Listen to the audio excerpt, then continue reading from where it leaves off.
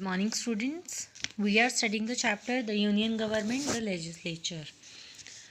So, students, in the previous videos, we have studied about Lok Sabha, the House of the People. Then we have studied about the qualities to become a member of the Lok Sabha. Then we have studied about the tenure of Lok Sabha. Students, now we are supposed to take up powers and functions of the Speaker. Fine. We have studied that speaker is elected from the majority party and deputy speaker from the opposition party. So students, powers and speakers of the Lok Sabha. The speaker presides over the meetings of Lok Sabha. In his or her absence, the house is chaired by the deputy speaker. So students, आप news channel में देखते हो हमारी parliament का जो working है, procedure है, सारा दिखाते हैं. So in that you must have noticed one person जो सबसे अलग बैठता है, सबसे ऊंची चेयर होती है, उनके सामने की तरफ ऊंची चेयर होती है. And that person use to say please sit down, please continue, please let others speak, please keep quiet, please maintain silence. इस तरह की जो सारी चीज़ें बोलते हैं, they are the speakers. Fine. So students, speaker is the president of the meeting. Fine. Chairperson वही होते हैं मीटिंग के. In case speaker is not there, so in the place of speaker deputy speaker takes the place. The speaker maintains discipline and decorum of the house. So whatever rules and regulations are there, that are to be maintained by the speaker in the Lok Sabha. If the situation demands, the speaker can adjourn the house. That means speaker can adjourn the house means उस proceeding को ख़त्म भी कर सकता है speaker. अगर क्या होता है, nuisance create हो जाता है ज़्यादा ही. All the petitions and documents addressed to the house are received by the speaker. So every document that is addressed to the house, that is for the procedure of the house, that is received by the speaker. It is the Lok Sabha speaker who presides over the joint sitting of both the houses of the parliament. Sometimes लोक सभा राज्य सभा इकट्ठे preside करते हैं, इकट्ठे बैठती हैं, तो उसमें भी कौन प्रिसाइड करता है? The speaker of Lok Sabha. Now students, we will study about Rajya Sabha. The maximum strength of Rajya Sabha is 250. So maximum कितने members हो सकते हैं राज्य सभा के? 250.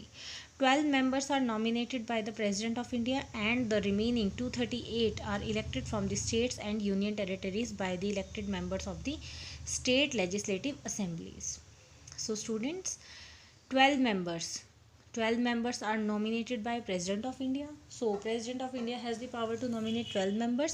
बाकी के members क्या होते हैं, उनको elect किया जाता है from the states या फिर union territories में, जो हमारी state legislative assemblies हैं वहाँ से.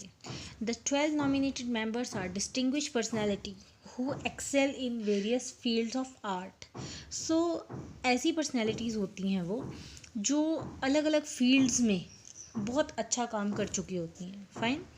जैसे कोई स्पोर्ट्स में, कोई सोशल सर्विस में, साइंस में, आर्ट, लिटरेचर.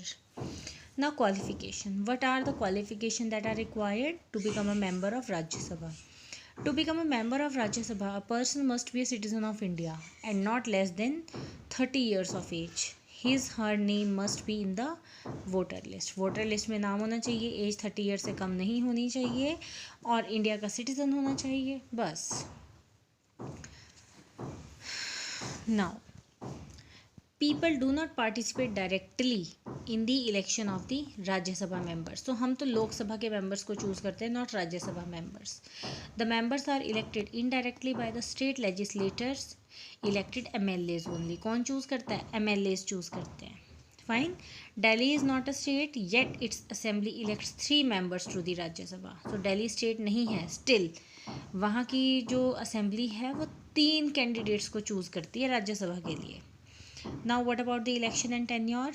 तो unlike लोक सभा, the राज्य सभा is a permanent house.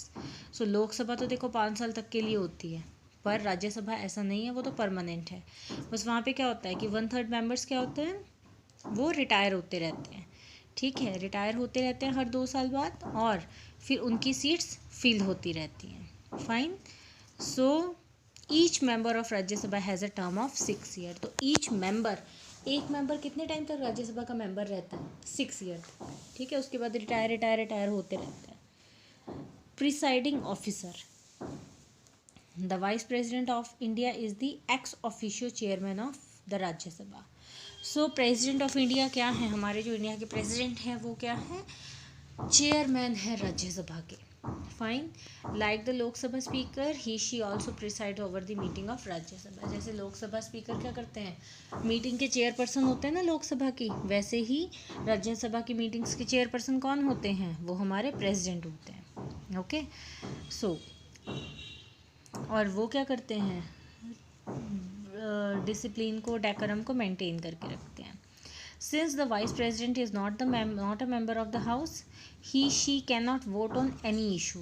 अब देखो, जो हमारे वाइस प्रेसिडेंट हैं वो राज्यसभा के मेंबर नहीं है, ठीक है। अब जब मेंबर ही नहीं है तो किसी भी टॉपिक पे वो वोटिंग प्रोसेस में पार्टिसिपेट नहीं कर सकते, ठीक है। उनका बाहर से बाहर का काम है डिसिप्लिन मेंटेन करना और चेयरमैन बनना। Fine.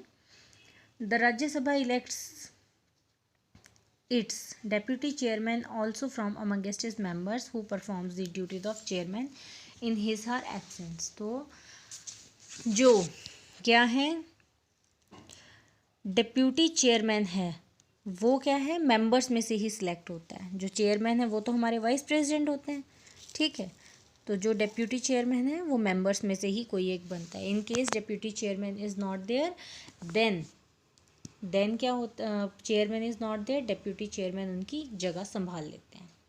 Okay students, so up to here only we will study today. In the next video we will take a power and functions of the union parliament. So students, इतने से topic में इतना सा भी नहीं है ये, खैर इसमें बहुत सारी चीज़ें आपको समझने की हैं। फाइन।